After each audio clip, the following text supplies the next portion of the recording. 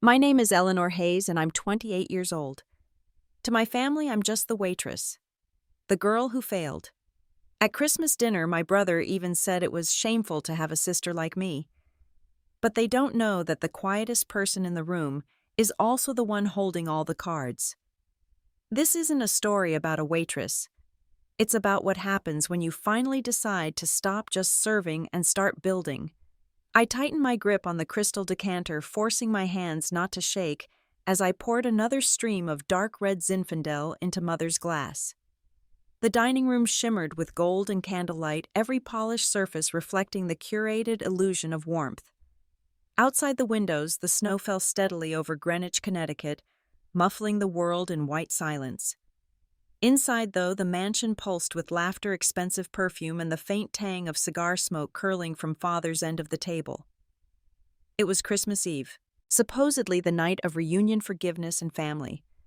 But for me, Eleanor Hayes, 28 years old, it was another performance in the long-running play called The Hayes Legacy. And as always, I had been cast in the role of the family embarrassment. At the head of the table sat Julian, my 32-year-old brother, in his Italian silk vest, his cufflinks flashing with each sweeping gesture. He was the golden heir, the one everyone toasted. A rising star at Sterling & Stone, managing hundreds of millions in stock and shares. Guests leaned toward him, hungry for his approval, his insight, his access. And me, to them, I was the waitress. The girl in a second-hand dress who kept showing up to these glittering dinners as if she belonged. The whispers were always the same. "She's still serving coffee, isn't she? A waitress at her age? What a shame in a family like this." Distant laughter rolled like thunder across the table. Distant, but not so distant that I could miss the words when my brother decided to turn his attention toward me.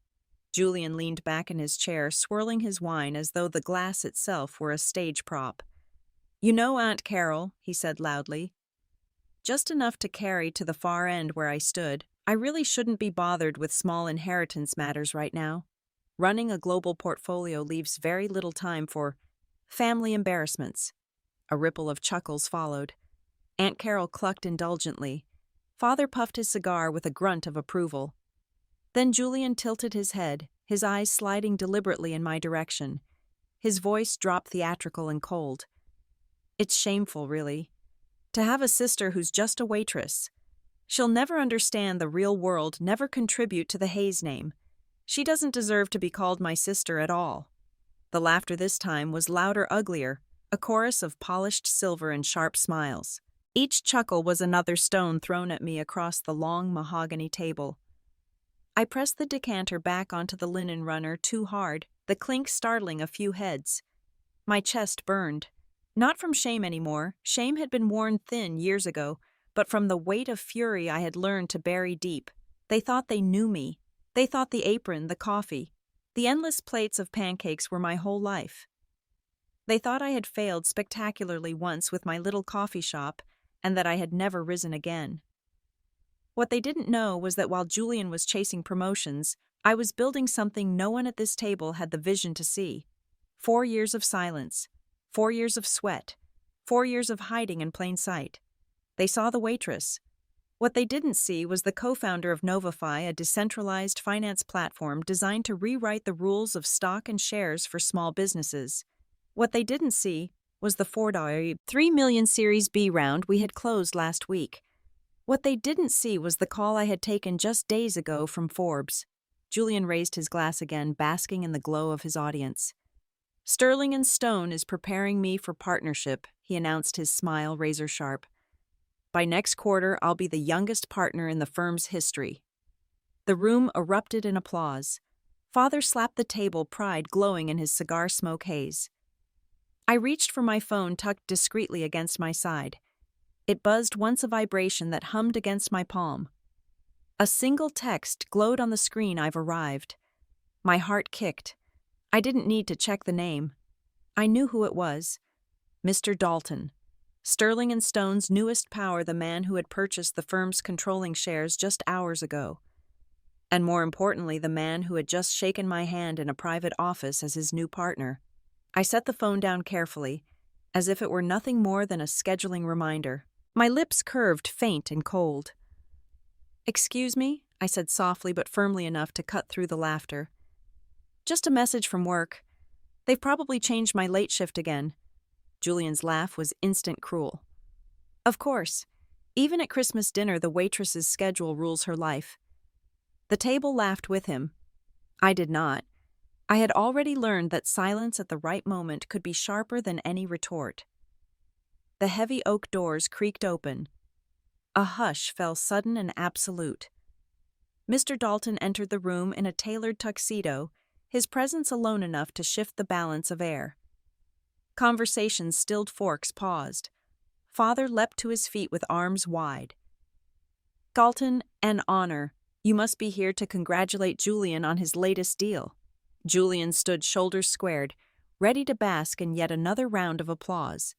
But Dalton didn't stop at Julian's chair. His gaze swept past him, unhurried, until it landed on me still standing at the far end with the empty decanter. He walked the length of the table. His polished shoes echoed against the marble floor. The tension was so sharp it could have sliced through the silverware. Dalton stopped in front of me. He placed a steady hand on my shoulder. The weight of it anchored me, but it was the shock in the room that lifted me higher than I had ever stood. He turned to the guests, to my family, to my brother, whose smile was already cracking. "Ladies and gentlemen," Dalton said, his voice filling the chandelier-lit chamber, "allow me to introduce the woman who has just agreed to partner with me in shaping the future of Sterling and Stone. The woman who holds the vision to transform finance for generations. Meet Eleanor Hayes, Forbes' newest woman to watch." The silence that followed was not empty. It was dense, suffocating, as if every chandelier crystal had absorbed the air. Julian's glass slipped from his fingers and shattered on the parquet floor. I lifted my chin, my eyes locking on his, my pulse steady at last. This was only the beginning. The cold air hit me like a slap as I stepped out onto the stone terrace, the mansion's warm glow spilling across the snow. My breath fogged in the night, my fingers trembling not from fear, not even from triumph, but from the tangled storm of memory. The humiliation I had just endured was nothing new. It was the echo of a lifetime. They called me a waitress, as though it were a slur. They thought that word chained me. What they never understood was that waiting tables had never betrayed me. It was the only thing that had kept me standing when my family had turned their backs. I leaned against the frozen railing and let my mind wander back. Back to the years when the Hayes name still meant comfort to me. The stone walls, the polished banisters, the glossy oil portraits, they had never truly belonged to me. They were Julian's kingdom even when we were children. Julian was groomed for the throne. Private school, Ivy League, business internships that seemed to fall into his lap. I was told to make do. While my father cut checks without blinking to fund Julian's tuition at a prestigious university, I scraped together my own path, community college, late nights at the diner, tips crumpled in my apron, paying for textbooks. Favoritism wasn't subtle in our house. It was the air we breathed. By 25, I was tired of being the forgotten one. Tired of pretending I didn't care when my father introduced Julian as the future of Hayes Investments and introduced me as the artistic type. I wanted to build something of my own, something undeniable. So I did what no one expected. I opened a coffee shop. It was small, tucked on a corner near the train station. I called it the Morning Star. Every inch of it was my sweat, and my money tables sanded and painted by hand, a second-hand espresso machine that cost more than my car a menu. I wrote myself in careful script. For 8 months I believed I could prove them wrong. I poured myself into that shop. I stayed up all night balancing inventory, negotiated with suppliers, scrubbed floors until they shone. I thought if I showed enough grit, my father would look at me differently. Maybe even Julian would stop laughing. But business isn't kindness. Rent went up. Customers thinned. I didn't know enough about marketing, about cash flow, about timing. After 8 brutal months, the Morning Star shuttered. The landlord locked the doors, and I sat alone on the curb with unpaid invoices stacked in a shoebox beside me. The local paper twisted the knife. They called it the loudest failure of the year. Julian never let me forget it. He showed up at my apartment with a bottle of champagne, popped it open in my kitchen, and toasted my defeat like it was his birthday. "See, Eleanor," he said, sipping from a crystal flute he'd brought himself. "I told you, you're not cut out for this world. You weren't born for business. Some people serve and some people succeed." I wanted to scream. I wanted to throw that bottle against the wall. Instead, I swallowed the words and sat there watching him savor my humiliation. Worse than Julian's taunts was my father's single sentence when I called him after closing the shop. "Don't dream too big," he said flatly. "Some people are just born to serve." My mother said nothing at all. Her silence crushed me more than his words. Debt mounted. Shame stalked me. And so I returned to the one place that would take me back, the Blue Plate Special, the diner where I had worked through college. I tied on the apron, picked up the trays, and braced myself for the sideways glances of family acquaintances when they spotted me bussing tables. "You're almost 30, Eleanor," one neighbor said at the grocery store, her tone heavy with pity. Still serving coffee. But what they couldn't see, what they never stopped to imagine, was the quiet education I was receiving in that greasy diner.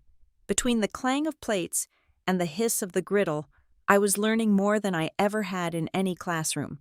I learned to read people, their habits, their tells, the way businessmen lied over pie, the way families counted pennies before ordering dessert. I learned to manage chaos, tight shifts, thin staff, impossible customers. I learned inventory waste and efficiency. And most of all, I learned to watch without being watched. The diner became my laboratory. Every refill of coffee was a study. Every split check's a data set. I was invisible to them, and that invisibility became my armor.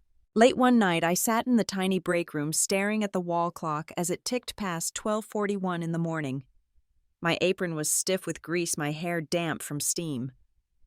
Christmas was ending, and I felt like my life had ended with it years ago. But then I whispered into the silence a vow sharp enough to cut through my exhaustion. "Julian, one day you'll see. You'll see that the humiliation you handed me was the seed of your own downfall. You'll see that karma is real." I pulled the apron off and stared at the coffee stains, the wear in the fabric. One day, I murmured, "This uniform won't mark me as a failure. It will mark me as the one who turned every insult into a weapon, and I'll hold more stock and shares than you ever dreamed of." The words hung in the empty diner like smoke. I folded the apron carefully like a soldier folding a flag and tucked it into my bag. The night outside was sharp and cold when I finally walked to my car. The streets of Connecticut were empty, holiday lights flickering faintly in the distance. I sat behind the wheel, fingers gripping the steering wheel until they ached. Failure had defined me once, but failure had also taught me to watch, to wait, to sharpen myself quietly and visibly. I wasn't ready to strike yet. But the weight of failure, the crushing shame of being the family disappointment, that weight was going to be the steel in my spine. I started the engine headlights, cutting through the dark. This was not the end. It was the foundation. And one day soon, the foundation would shake the entire empire my brother thought was unbreakable. The leather of the old suitcase dug into my palm as I carried it across the gleaming marble floor of Sterling and Stone's tower. My heels clicked in the cavernous lobby, each step echoing with nerves and stubborn pride. I had put everything I had left, money, hope, and dignity, into the prototype inside that suitcase. It was my final attempt to prove to my family that I was more than the waitress sister.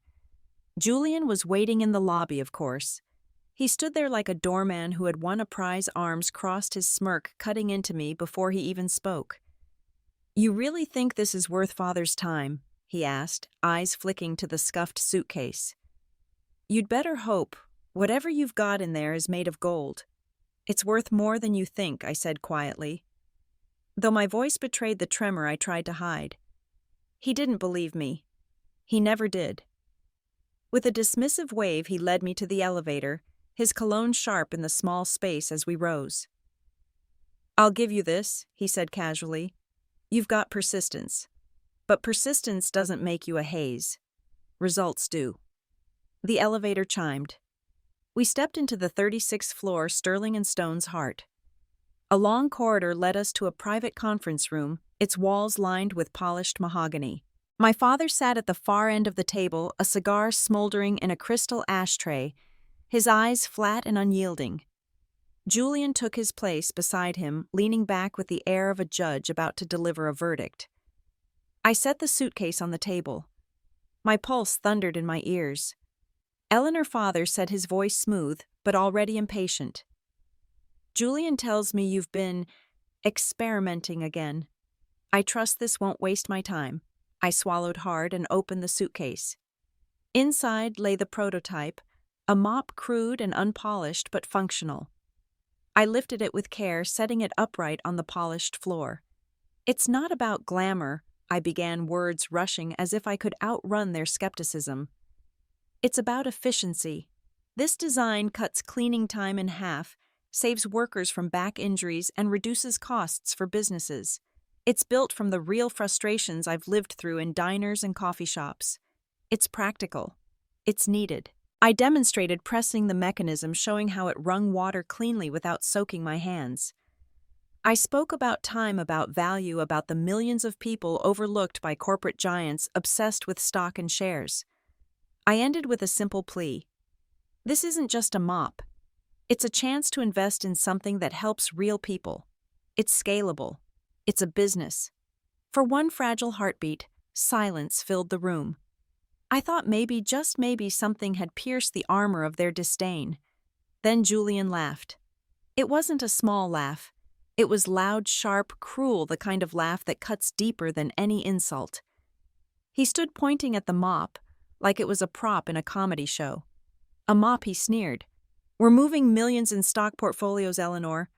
We're negotiating international deals. And you walk in here with a mop. What are we supposed to do? Open a janitorial service? Father's silence was worse. He didn't laugh, but he didn't defend me either. He simply leaned back, eyes heavy with disappointment, as though I had proven him right once again. Finally, he spoke. Eleanor, you were not born for this arena. You weren't made for business. Some people serve and some people lead. You've already proven where you belong. I gripped the handle of the mop so tightly my knuckles turned white.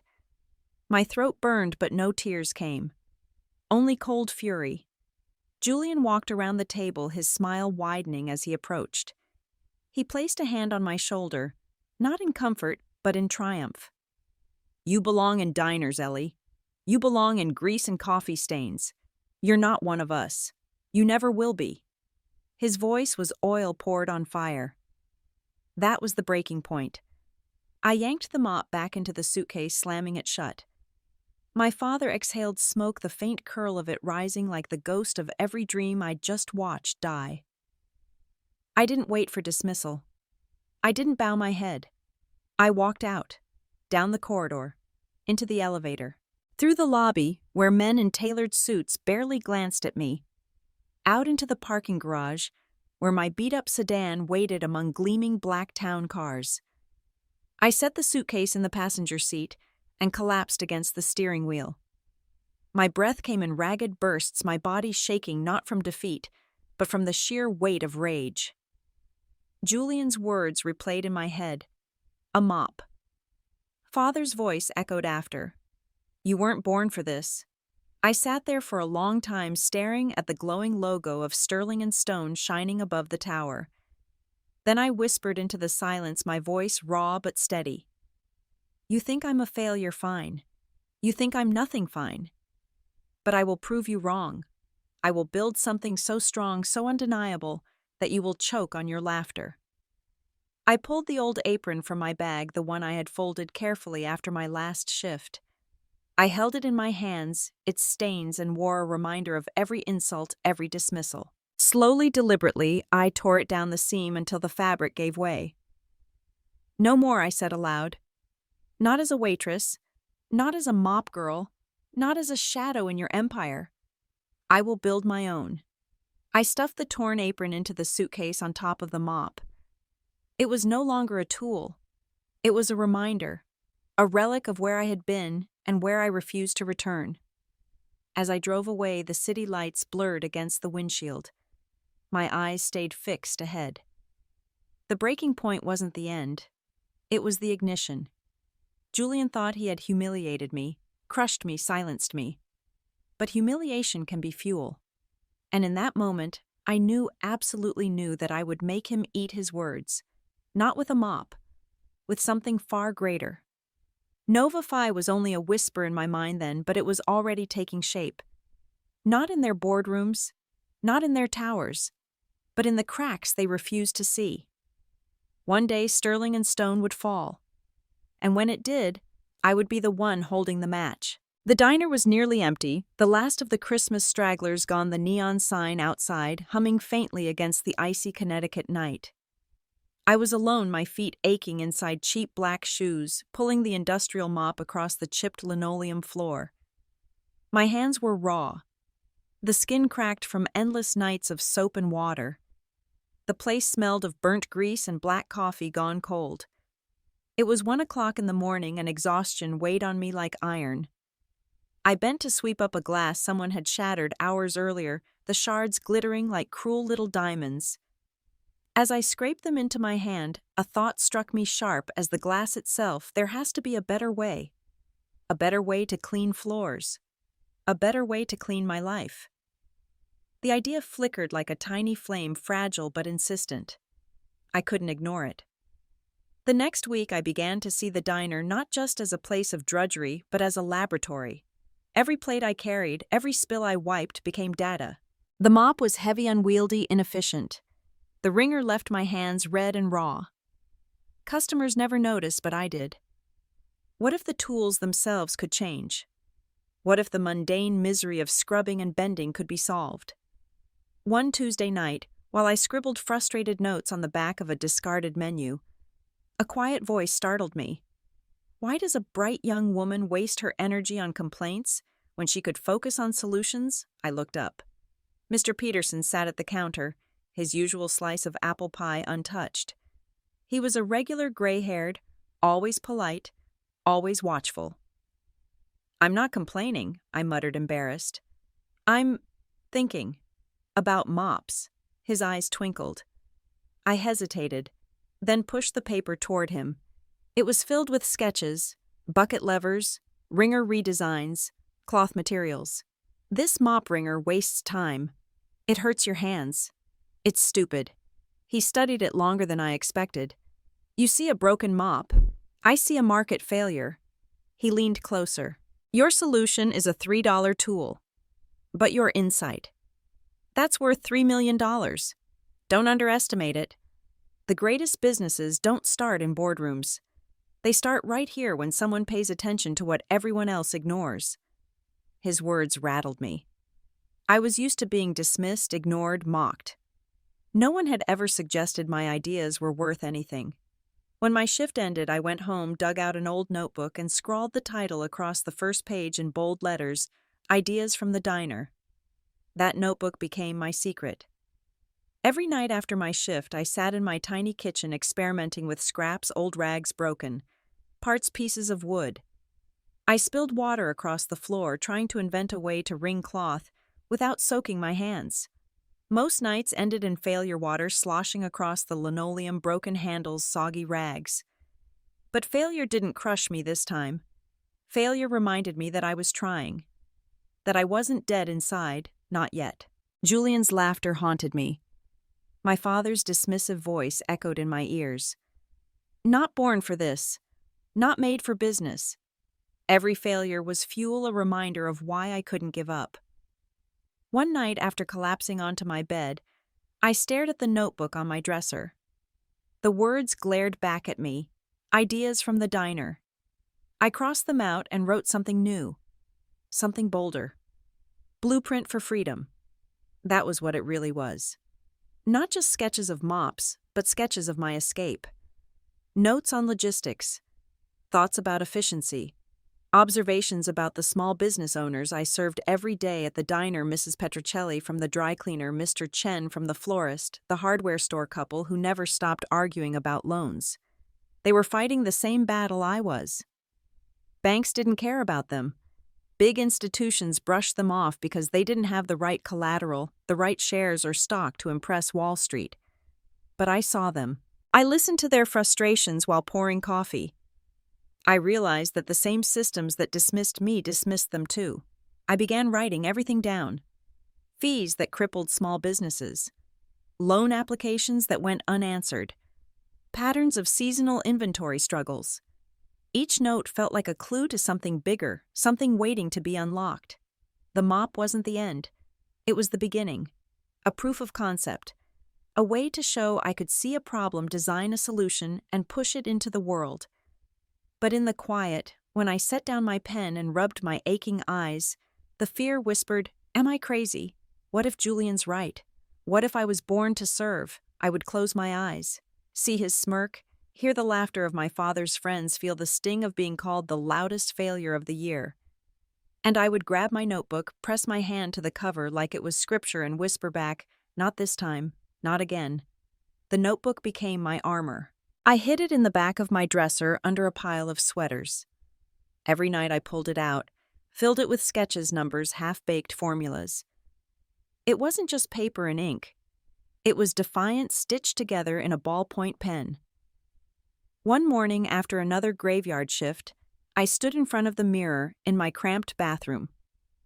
My apron hung from a hook, stained, wrinkled, ugly. But I didn't see shame anymore. I saw a uniform, my lab coat. Proof that I was embedded in the real world, collecting the data the elites like Julian would never touch. I ran my fingers over the apron and smiled faintly. "What if this is my secret weapon?" I whispered. At the diner, I started watching more closely, listening harder. I recorded the exact time it took to clean each booth, the average number of steps between kitchen and counter, the way customers ordered when money was tight versus when their wallets were flush. I wasn't just a waitress anymore. I was a researcher. Mr. Peterson noticed. "Your eyes have changed," he said one night as I refilled his coffee. "How so?" "They're sharper. Like you've decided to stop surviving and start hunting." I laughed nervously, but the truth lodged in my chest. He was right. Each failure in my kitchen, each broken prototype, each late-night note was a step closer to something greater. It wasn't just about mops anymore. It was about money, systems, power. I saw the truth hidden in plain sight. The wealthy like Julian were obsessed with stock and shares, but they were blind to the struggles of ordinary people. They had no idea that the cracks in their empire could become someone else's foundation. That night, after wiping down the counter one last time, I opened my notebook and underlined 3 words: trust, access, fairness. They would become the pillars of what I was building, though I didn't yet know the name. When I finally tucked the notebook back into the dresser and slid into bed, exhaustion gnawing at my bones, I whispered a vow into the darkness. This time I won't tell them. Not until the world knows first. And for the first time in years, I fell asleep not crushed by the weight of failure, but carried by the spark of something bigger, something dangerous, something of mine. The first time I spoke the idea aloud, it was supposed to be safe. It was supposed to be family. It was a Sunday afternoon, the kind of bitter January day when the roads were slick with half-melted snow, and the neighborhood was quiet, except for the distant hum of snowblowers. I sat in my mother's kitchen, the smell of simmering tomato sauce filling the room, while she and Julian's wife Melissa chatted at the table. I don't know what pushed me. Maybe the loneliness of keeping the notebook hidden for weeks. Maybe the ache of secrecy pressing on me. Or maybe deep down I just wanted someone to believe. I've been working on something I began, fingers tightening around my coffee mug. Melissa glanced up, distracted. "Working? You mean another diner shift?" "No," I said, forcing my voice steady. "Something bigger. I've been studying how small businesses struggle, how they can't get fair loans, how banks dismiss them. I think I can build a system that helps them directly. Something clean, transparent, like a platform." Silence fell for a moment. Even the sauce stopped bubbling, or maybe that was just in my imagination. Mom frowned as though I'd just announced I wanted to fly to the moon. "Eleanor, you're a waitress. You can't just invent a system like that. Melissa chuckled, stirring her tea. Sounds like something you saw in one of those inspirational YouTube videos. Cute. But tech platforms. That's Julian's world. Stock shares investments, not yours. The words stung, but I pressed on. Why not? Who says I can't learn? I see things they don't. I'm in the trenches with people who run real businesses. I know their pain. Melissa smirked. Sweetheart, pain doesn't make a business plan. Money does. And you don't have it. I should have stopped there. But instead I opened my notebook. I spread it across the kitchen table, pages filled with sketches, data points, lists. My heart thudded as I showed them my late-night work redesigns for tools like the mop notes, about small business cash flow cycles, a scribbled logo idea that read, ClearPath Finance. Melissa leaned forward, flipping through the pages with a perfectly manicured hand. You actually spent time on this, she laughed. Oh my God. Julian would die laughing if he saw this. The blood drained from my face. You don't understand, no, Eleanor, you don't understand, Melissa interrupted, her smile sharp. Do you know how ridiculous you'll look if you start telling people, you, the girl who cleans up ketchup spills, are going to build a financial company? You'll embarrass the whole family. I snatched the notebook back, but it was too late. Her words had already struck. Mom shook her head, stirring the sauce with unnecessary force. I raised you to be practical, not to waste your time on fantasies. She glanced at Melissa, her voice softening. Julian always knew how to be practical. Look where it got him. The comparison burned. I left the kitchen in silence, my notebook clutched against my chest like a wounded animal.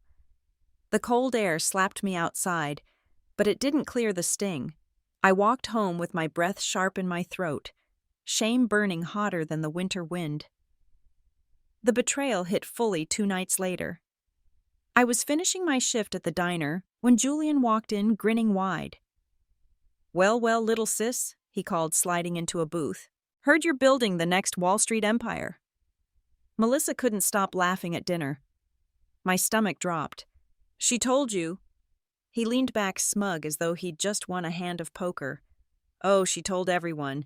Dad nearly choked on his wine when he heard you wanted to build a finance company. You, a waitress. They're calling it your loud failure project already. The laughter around the family table echoed in my head, even though I hadn't been there to hear it. Julian leaned forward, lowering his voice, but not his cruelty. Listen, Ellie. Do yourself a favor. Stop humiliating yourself with these fantasies. You'll never survive in the world of shares and stock. You'll never belong where I do. I swallowed hard, blinking fast, because if I let one tear fall, he'd see it as proof. Thanks for the advice, I said, flatly gripping my order pad until my knuckles turned white. He smirked, slid a 20 across the table like a king tossing scraps, and left. The rest of my shift was a blur of spilled coffee, burnt toast, and blurred eyes. By the time I got home, my notebook felt heavy in my bag, heavier than it had ever been. I pulled it out, stared at the ink smeared from my trembling hands, and whispered into the stillness of my room. Maybe they're right. Maybe I am ridiculous. For the first time since Christmas night, I almost tore the pages out. Almost set the whole thing on fire, let the ashes float away like the nonsense Julian said it was. But my hands wouldn't do it. Instead, I shoved the notebook under my mattress, turned off the light, and lay there in the dark fury pressing into me from all sides. Betrayed, mocked, exposed. That was the night I nearly gave up. But nearly doesn't mean forever. Because even as I lay there humiliated and furious, I knew one thing for certain: if I stayed down, Julian would win. And I wasn't ready to let him. Not yet. The silence in the dining room of the Hayes mansion was the heaviest thing I had ever felt. It wasn't the festive quiet of contemplation. It was the sharp metallic stillness of a bomb just detonated. Mr. Dalton's declaration, the man who just acquired Julian's firm standing beside me like an avenging angel, echoed beneath the chandelier. Meet our Forbes woman, Julian. My brother, the golden boy who had just called me a shameful server, looked like a marble statue carved in a moment of pure blinding horror. His face went from its usual arrogant tan to the color of cold milk. He tried to laugh it off, a forced, nervous chuckle that died instantly. "Dad." "Mr. Dalton, sir, you must be mistaken," Julian stammered, running a trembling hand through his perfectly slicked hair. "Eleanor works at the local diner. She serves coffee." The entire room pivoted their attention to Mr. Dalton. Mr. Dalton didn't even look at Julian. His gaze was fixed on Dad and Mom, who looked equally paralyzed in their velvet armchairs. "Senator Hayes." "I assure you there is no mistake," Mr. Dalton said, his voice carrying the authority of billions. "Eleanor is the founder and CEO of Novify. Novify is the disruptive fintech platform that just acquired a controlling interest in Sterling and Stone this morning. Phoenix Group finalized the deal 1 hour before this dinner." A fork clattered onto the china plate. It was the sound of Julian's world shattering. Acquired. Sterling and Stone. Julian finally managed to gasp, his voice thin and sharp with betrayal and disbelief. "That's impossible. Who is Phoenix Group? I just got promoted. I manage shares worth $4.3 million. I slowly placed the wine bottle down. My hands were perfectly steady. Finally, I looked Julian directly in the eye, and for the first time I saw genuine fear replace his habitual scorn. "Phoenix Group is the holding company, Julian." I said, my voice low and steady. "And I am the one controlling those shares. Your employment status, however, will be officially reviewed after the new year. I suggest you use this Christmas dinner to prepare a detailed transition summary for Mr. Dalton effective Monday morning." Dad the Senator finally found his voice. "Eleanor, why didn't you tell us this secret? Your inheritance is secured. It was never your business." "Dad," I replied. "As for why I didn't reveal the hidden truth, because every time I tried to dream, you and Julian reminded me that I was a loud failure. I needed a silent lab to build my revenge."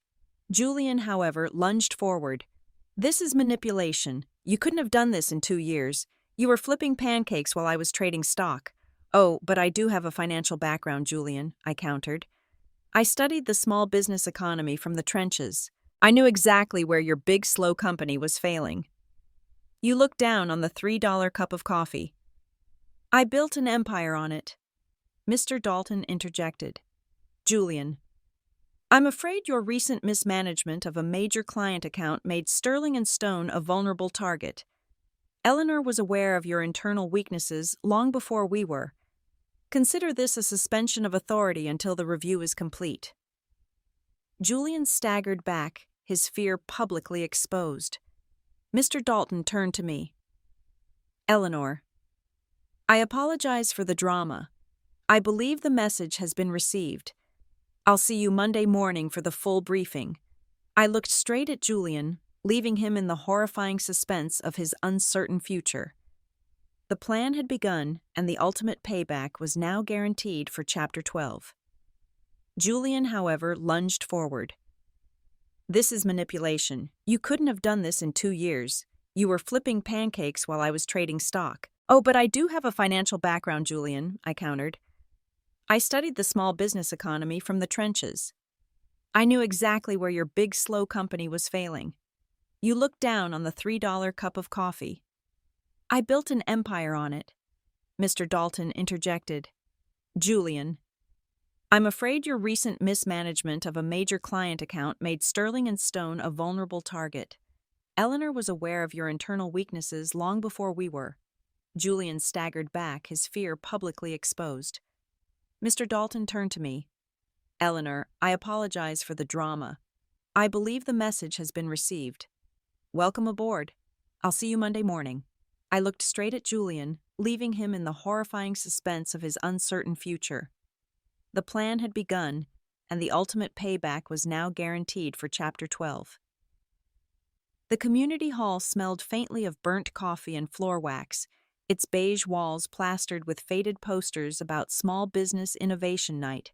Rows of folding tables stretched across the room, each one crowded with hopefuls, bakers offering homemade pies, inventors showing clunky gadgets, local shop owners holding flyers for new loyalty programs. And there I was, wedged between a man selling herbal candles and a teenager demoing a phone app that glitched every 3 seconds, clutching my leather portfolio and the prototype hidden inside. My heart thudded in my chest. This was my chance. Not sterling and stone, not my father's cigar-thick boardrooms. Just regular people. The kind of people I wanted to help. Surely here someone would understand. A man in a navy blazer with slicked back hair walked past, trailed by 2 assistants scribbling on clipboards. I recognized him instantly. Richard Lang, a mid-level investor known for buying into small-town products and scaling them into national chains. He wasn't Wall Street, but he was powerful enough to change my life. I stood, nerves buzzing, and caught his attention. "Mr. Long, may I show you something?" He barely glanced at me, but when I opened the case and lifted the prototype, his eyes flickered. He stopped. His assistants leaned closer. "This is," I steadied my voice, "a redesigned cleaning tool.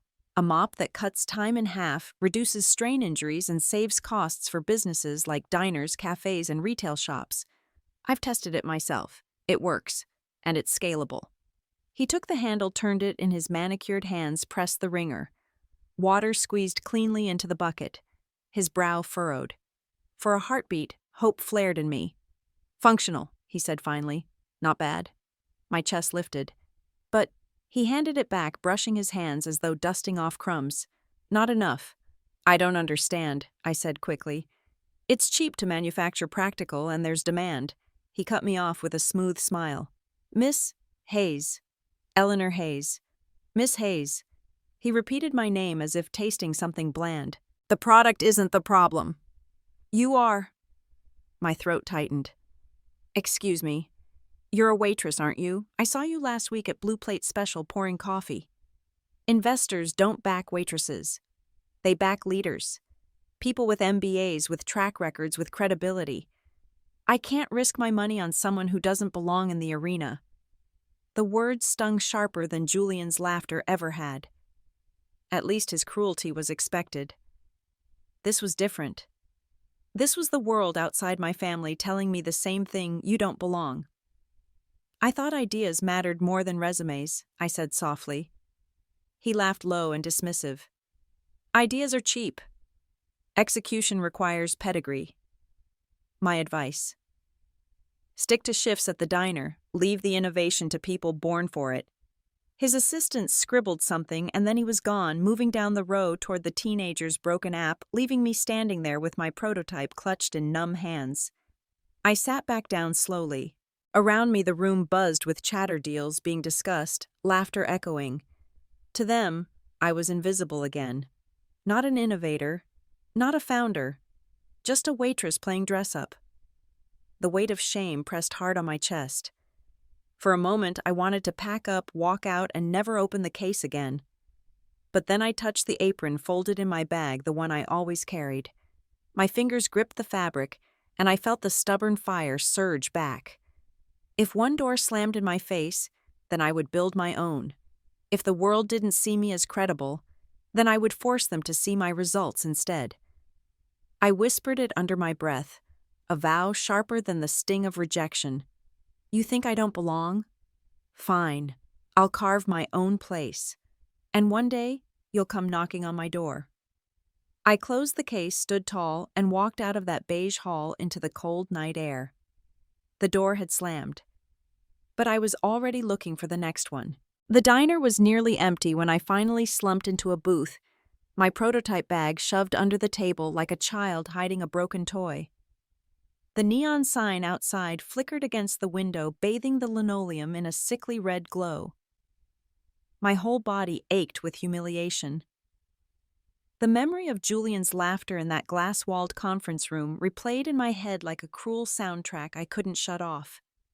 I wanted to quit, to admit they were right, to throw the mop in the trash and go back to pouring coffee until my hair turned gray. Maybe that was all I was meant for, a life of crumbs while Julian feasted. I pressed my forehead to the cool tabletop, whispering into the silence. Maybe they were right. Maybe I am nothing. That's when I heard a voice, gravelly deep but tinged with warmth. "Funny. You don't look like anything.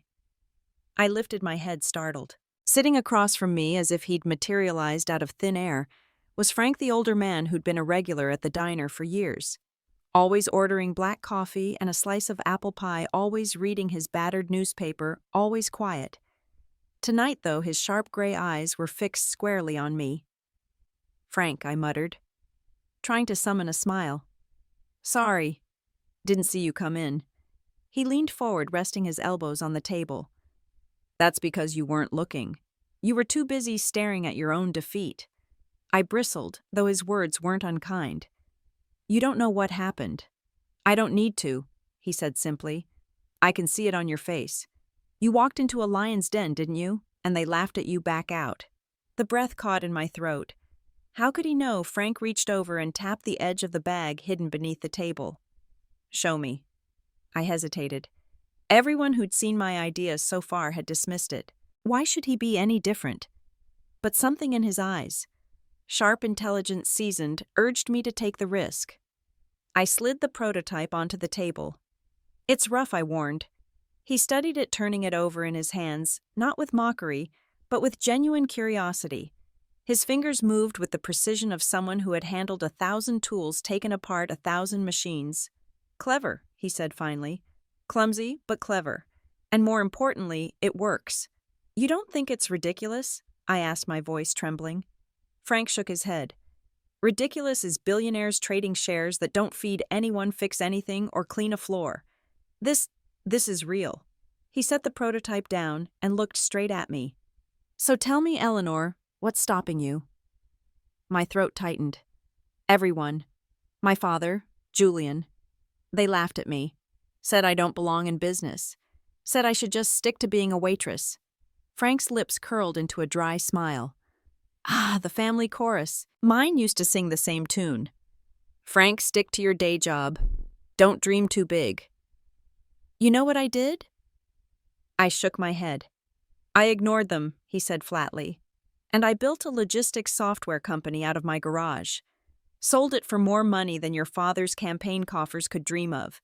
And now I drink my coffee in peace because I don't have to prove anything to anyone." I blinked. You built a company?" He nodded, his expression serious now. "And I see the same fire in you that I had when I started. That look in your eyes, the one that says you'd rather choke on your own blood than quit. That's not nothing, Eleanor. That's everything." I sat back stunned. For the first time in weeks, maybe years, someone wasn't dismissing me. Someone was actually seeing me. Frank tapped the prototype again. "This is your start. But it's not the end. What you really have here isn't just a product. It's data. Insight. You've spent years in the trenches seeing what people need, what frustrates them. That's worth more than any Ivy League degree. The truth the rich don't see is sitting right in front of you. And it's not just mops. It's money, finance, trust." His words hit me like lightning, sparking something I hadn't dared to name yet. Novify. The seed of the bigger idea I'd been circling without fully grasping it. "I don't even know where to start," I admitted, my voice breaking. "I don't have money. I don't have connections." "You have me," Frank said simply. "And I have more connections than you think. But first you need to decide if you're done crying in diners or if you're ready to build an empire." Tears stung my eyes, but this time they weren't from shame. They were from something I hadn't felt in so long, hope. I nodded. "I'm ready." Frank leaned back, satisfied. "Good. Then let's get to work.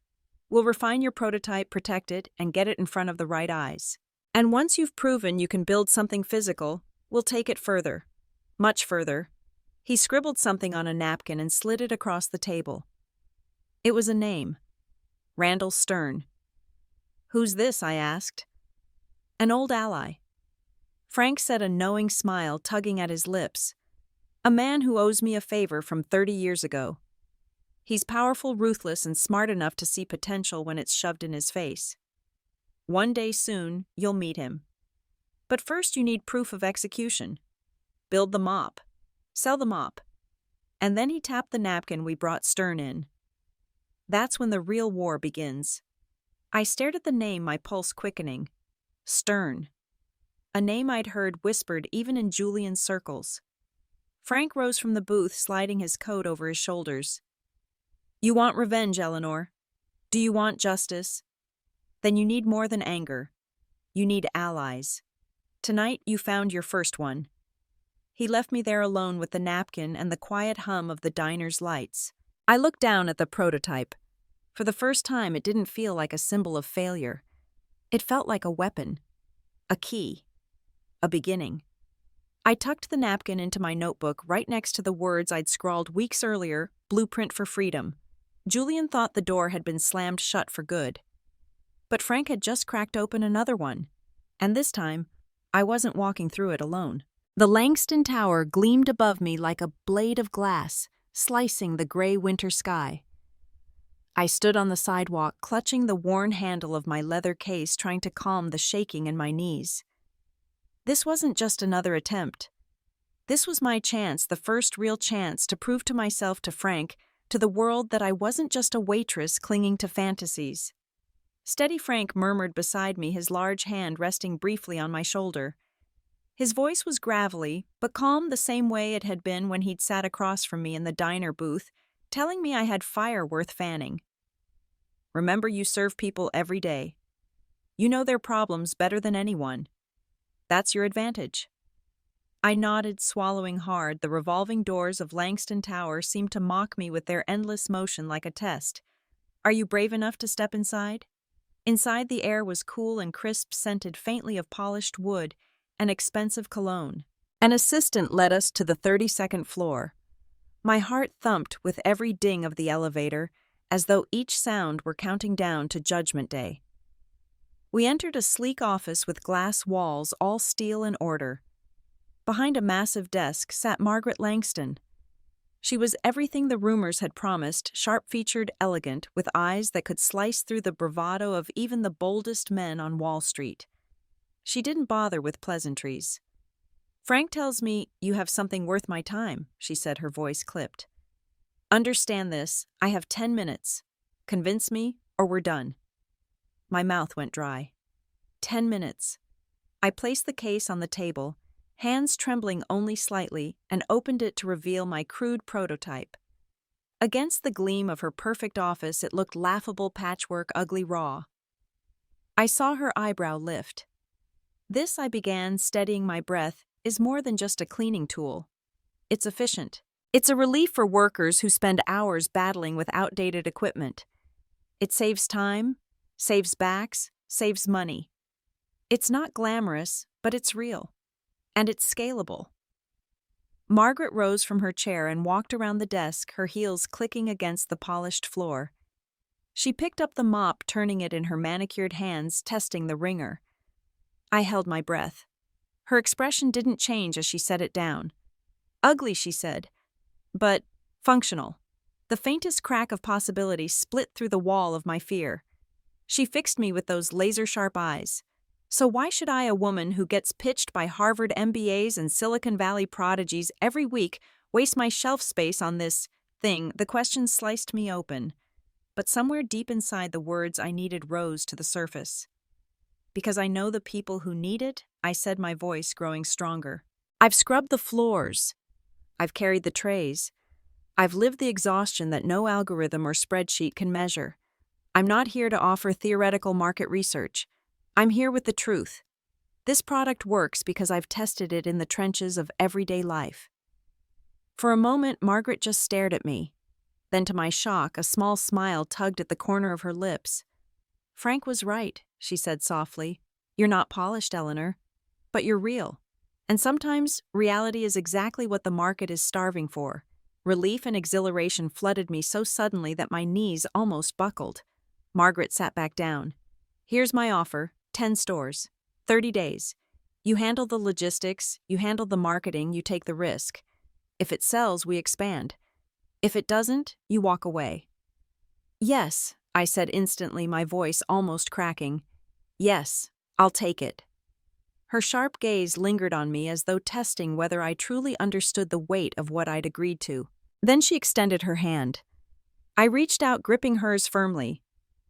It was the first time in my life I felt the solid click of opportunity locking into place. When Frank and I left the building, the cold winter air hit me like baptism. I couldn't stop laughing, tears stinging my eyes. "We did it," I whispered, clutching the case to my chest. "Frank, we actually did it." He smiled, the corners of his weathered mouth twitching upward.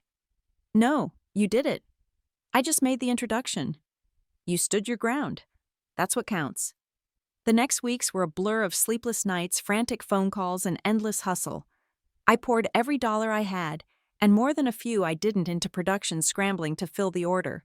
Margaret's 10 stores became my battleground, my chance to prove that I wasn't just a dreamer.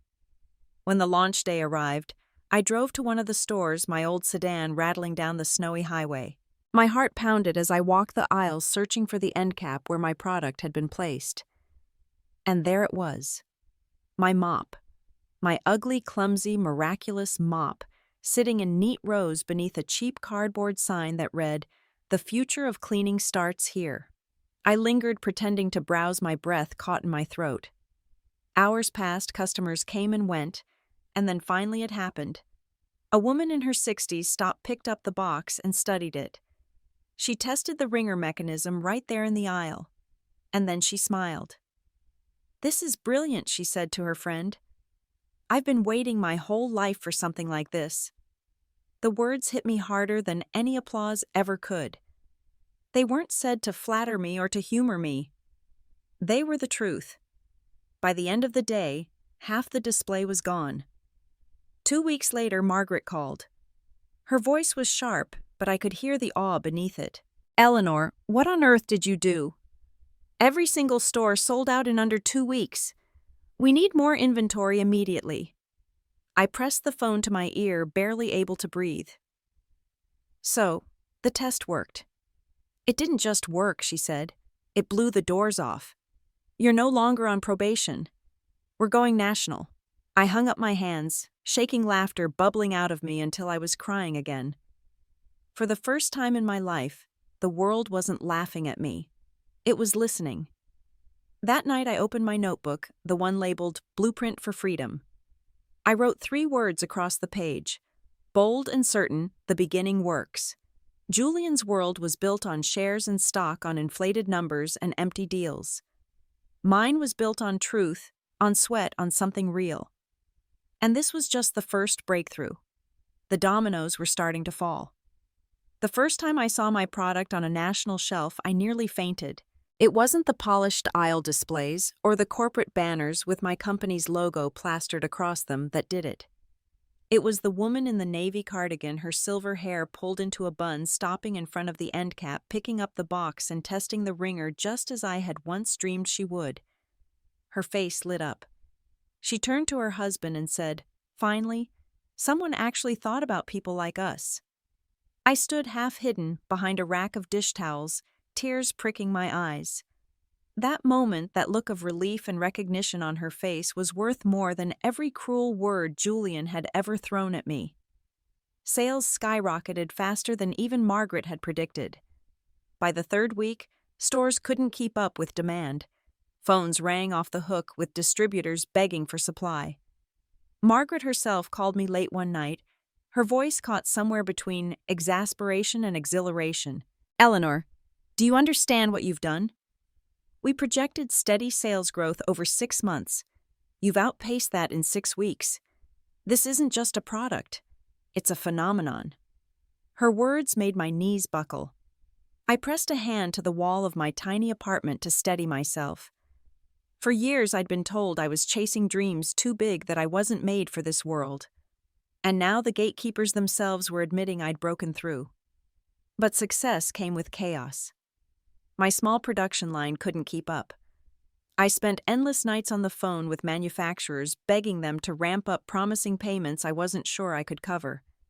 My credit cards maxed out, my body ran on caffeine and adrenaline, and my nerves stretched tighter with each passing day. One night, exhausted beyond words, I collapsed into the booth at the diner, the same booth where Frank had first told me I wasn't nothing. He slid in across from me, setting 2 mugs of black coffee on the table. "You're burning the candle at both ends," he said gruffly. I don't have a choice, I muttered. If I don't deliver, if the shelves go empty, they'll forget me. Margaret will move on. Customers will think it was a fluke. Frank sipped his coffee.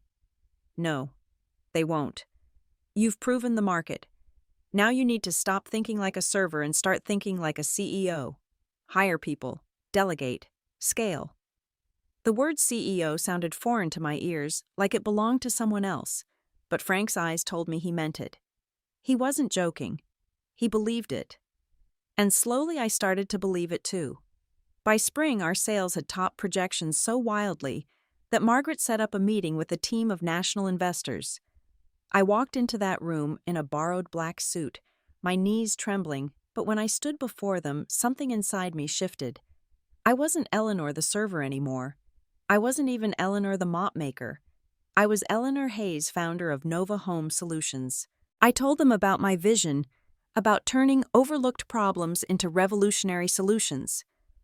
I spoke about efficiency, dignity, and the untapped potential of the market, the 1% ignored. And when I finished, silence filled the room, not with mockery, but with awe. Then one of the investors, a tall man with salt and pepper hair, leaned back and said, "Miss Hayes, I think you've got something bigger than a product. You've got a movement." The funding came through in waves.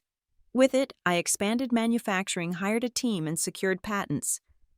But more importantly, I tucked a portion of that money away, funneling it quietly into the early foundations of Novify, the dream that had been burning at the edges of my mind ever since Frank mentioned data, trust, and finance. I often pulled out the old Blueprint for Freedom notebook, showing Frank and Alex the early rough sketches, not just of the mop, but of the automated trust mechanism that would become the core of the financial platform. Julian's world revolved around stock and shares, about squeezing profit from people who already had more than enough. Mine would be different. Mine would be about lifting the small businesses, the families, the ones scraping by. The server world, not the Wall Street world. But Julian wasn't blind. The first time he called me after the national rollout, his voice was tight-laced with an anger he tried to mask. "This mop business of yours," he said, his words sharp as knives, "it's gaining too much attention. Reporters are writing about you. Investors are whispering your name. Don't let it get to your head. These things don't last." I smiled into the receiver, though he couldn't see it. "Funny, Julian. You sound nervous. Don't flatter yourself," he snapped. "I manage portfolios worth hundreds of millions. While you're peddling household junk, I'm trading real value. Remember that." But his voice wavered, and I heard the crack in his confidence. For the first time in my life, Julian wasn't mocking from above. He was scrambling from below. Margaret sensed it too. One afternoon, she pulled me aside after a meeting. "You've made enemies, Eleanor," she warned. "Your brother isn't the only one. The old guard doesn't like disruption. You need to be ready for pushback."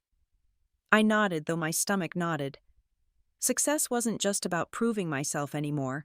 It was about survival in an arena that had no mercy. Still, for every sleepless night, there was a moment that made it worth it.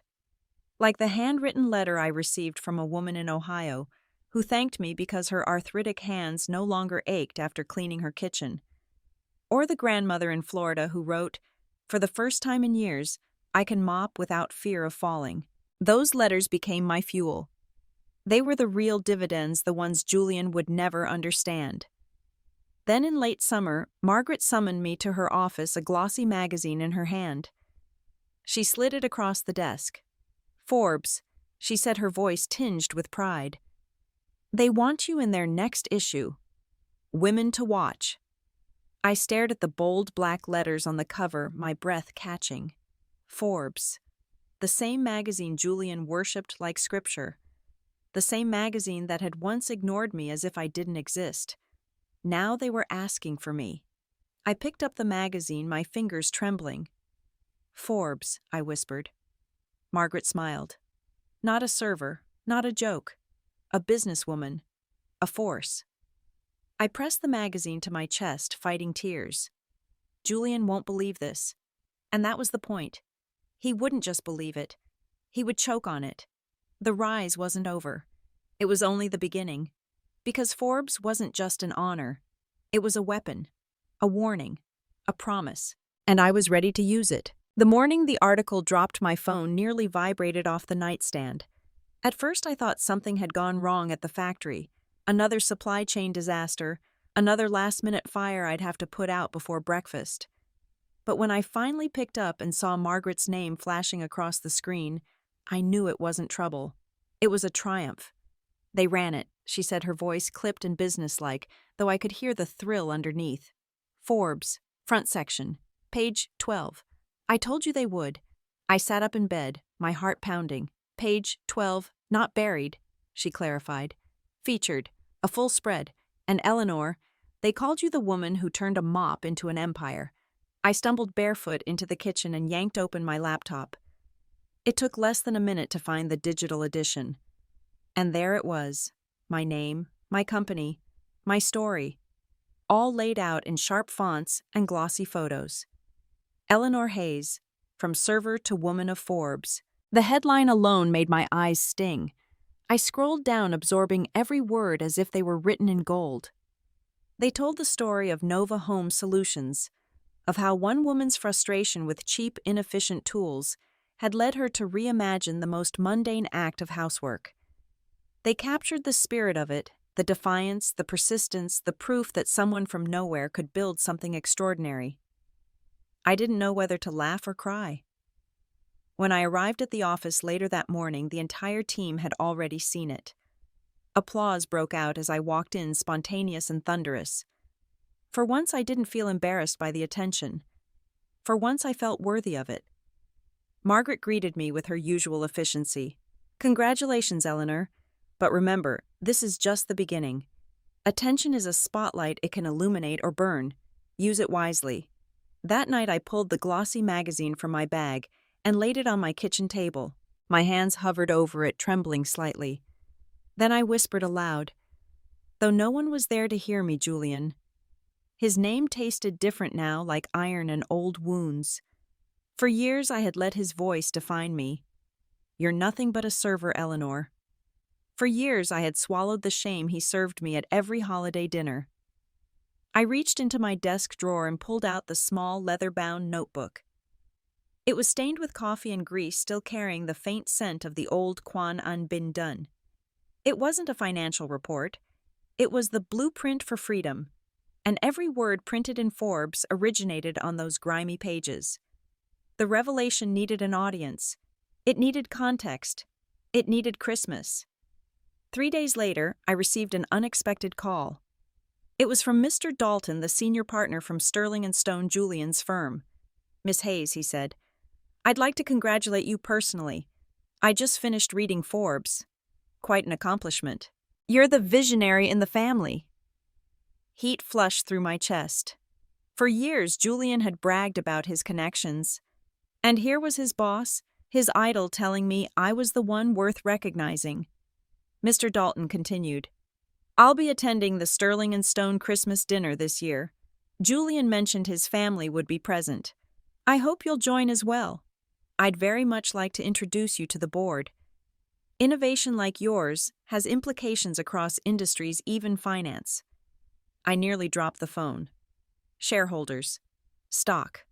The very words Julian wielded like weapons his whole life. And now they were being handed to me. After the call, I sat in silence, staring at the magazine. Christmas wasn't just going to be a reckoning. It was going to be an execution. Julian's illusions shattered in front of everyone he wanted to impress. For the first time, I didn't just feel like I had proved myself to him or to our family. I had proved myself to myself. The girl who once balanced plates at the Quan An, humiliated and invisible, was gone.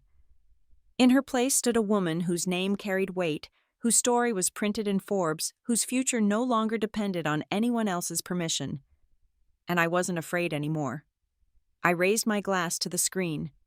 "To empires," I whispered, "and to the reckoning waiting under the glow of Christmas lights." The dining room glittered with silver tinsel and candlelight, but the air was sharp with tension. I found my place at the long-polished Christmas dinner table. In my hand, tucked discreetly against my palm, I held the small, worn Blueprint for Freedom notebook. Julian was still attempting to be in his element. He leaned back at the head of the table, his wine glass catching the golden light, his voice sharp with manufactured confidence. He'd been boasting all evening, reciting numbers about his firm's performance, talking about shares and stock movements, as if the rest of us should be hanging on every syllable. "Of course it's a high-stakes world," he said, swirling his wine. "Not everyone can handle it. Certainly not Eleanor." He didn't bother lowering his voice. The words cut across the clinking of silverware and the hum of conversation. I placed my fork down. I could have walked away. I could have swallowed it. But this year was different. Julian smirked, satisfied with the silence. Then he leaned forward, his eyes locking on mine. "Don't call me your brother," he said, his tone dripping with scorn. "It's shameful having a sister who's just a waitress." The room went still. I slowly stood up. I felt my pulse in my throat, but the humiliation was cold and distant. It was fuel. I opened my mouth to reply, but the universe beat me to it. The butler cleared his throat from the doorway. "Mr. Dalton has arrived," he announced. All eyes turned. The senior partner of Sterling & Stone stepped into the room, tall and imposing in a dark suit, his silver hair gleaming under the chandelier. Julian shot to his feet, nearly knocking over his chair. "Mr. Dalton, what an honor, please sit here at the head of the table." But Mr. Dalton didn't look at him. His gaze swept the room, landing squarely on me. And then, with a smile that carried both warmth and authority, he said the words I had been waiting my whole life to hear. "Ladies and gentlemen, allow me to introduce you to someone extraordinary. Meet our Forbes woman, Miss Eleanor Hayes." The silence that followed was absolute. Julian's face was drained of color. "F. Forbes," he stammered. Her Mr. Dalton chuckled. "Yes, Julian, her. The very same Eleanor Hayes who turned a household innovation into a thriving company. The one whose vision and persistence earned her recognition from Forbes this month. Quite the feat, I must say. Not many can achieve that." Julian tried to recover, straightening his jacket. "Well, it's a small thing, really. A fluke." But Mr. Dalton cut him off with a raised hand. "Not a fluke. A triumph. And quite relevant to Sterling & Stone, in fact. We've been reviewing some troubling accounts. False invoices, misallocated funds, a pattern of behavior that's frankly unbecoming for a firm of our stature." Julian's head whipped around. What Mr. Dalton's smile thinned. "Julian, your work is under investigation. We purchased the controlling shares in this firm for a reason to clean the house, and effective immediately your services are no longer required. Your termination paperwork will be mailed tomorrow. I suggest you reflect on your sister's journey." Julian sank back into his chair, his jaw clenched.